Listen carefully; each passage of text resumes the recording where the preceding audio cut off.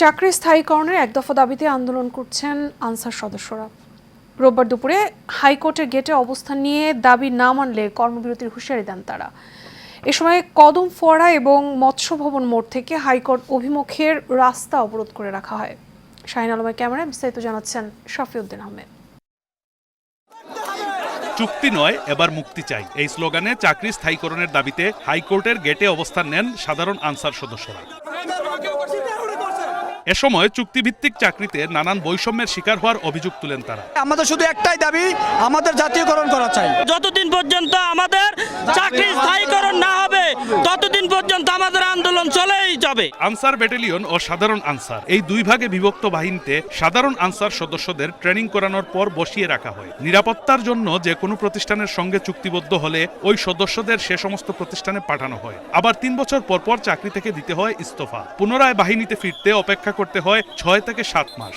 এই সময়টাতে উপার্জনেরও কোনো উপায় থাকে না, ফলে পরিবার নিয়ে সীমাহীন দুশ্চিন্তায় সময় পার করেন। আবার ব্যাটালিয়ন সদস্যদের সাথে সাধারণ সদস্যদের বৈষম্যমূলক আচরণের অভিযোগ রয়েছে আন্দোলনকারীদের। আনসার ভাই নানান বৈষম্য শিকার, পিসি, এপিসি, থানা বিচার সব জায়গায় টাকা দিতে হয়। সরকারি বেসরকারি প্রতিষ্ঠানে আমরা তুলনামূলক যে কষ্টটা করি, রোদে বৃষ্টিতে ভিজে যে কষ্টটা করি, আমরা কিন্তু সেই কষ্টের ফলাফল আমরা পাই না। এক পর্যায়ে আনসার সদস্যদের কর্মস্থলে ফিরে যাওয়ার আহ্বান জানাতে উপস্থিত হন অতিরিক্ত মহাপরিচালক। আমি অনুরোধ করবো নাসির সহ অন্যান্য যারা আছো আমাদের সাথে চলো, আমরা গিয়ে একসাথে বসে আমরা একটা সিদ্ধান্ত নেব। বাট এখন জনদুর্ভোগ হচ্ছে, গাড়ি চলাচল বন্ধ রেখেছো, রাস্তাটা আমরা ছেড়ে দিব, স্বাভাবিক যান চলছে, আমরা জনদুর্ভোগ করবো না। ঊর্ধ্বতন কর্মকর্তার সামনে তাদের দাবি আবারও তুলে ধরেন সমন্বয়ক। আমরা স্বাধীনতার পর থেকে নিপীড়িত স্যার। আমি 21 সালে এয়ারপোর্টে জয়েন করি, ঢাকা উত্তর।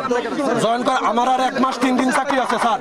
1 মাস পরে আমার গিয়ে হয় রিক্সা চালাইতে হবে, নয় পরের বাড়িতে কাজ করতে হবে। তবে এডিজির আহ্বানে সাড়া দেননি আন্দোলনরত সদস্যরা। এক পর্যায়ে আনসার মহাপরিচালক উপস্থিত হন, আশ্বাস দেন আলোচনার মাধ্যমে দ্রুত সমাধান করা হবে সমস্যার। সেই সাথে স্থায়ীকরণের প্রক্রিয়া নিয়ে আলোচনা করবেন মন্ত্রণালয়ে। তো আমি তো অংশ তোমাদের, আমি কি বাইরের কেউ? আমি তোমাদের জন্য দাবি করব, মন্ত্রণালয়কে বোঝানোর চেষ্টা করব যে আমার এই সৈনিকদের এই দাবি ওরা চাচ্ছে, আমি তোমাদের পক্ষে থাকি কিনা সেটা তোমরা দেখো। বিভিন্ন বাহিনীর সঙ্গে অঙ্গীভূত হয়ে আইন শৃঙ্খলা রক্ষায় নিরলসভাবে কাজ করছেন বাংলাদেশ আনসার ও গ্রাম প্রতিরক্ষা বাহিনীর সদস্যরা। ট্রাফিক নিয়ন্ত্রণ থেকে শুরু করে সরকারি বেসরকারি প্রতিষ্ঠানের নিরাপত্তার দায়িত্ব পালন সহ দুর্যোগ দুর্ঘটনা মোকাবেলায়ও অগ্রণী ভূমিকা রাখা বাহিনীর সদস্যরা স্থায়ীকরণের এই দাবি জানিয়ে আসছিলেন বহুদিন ধরে।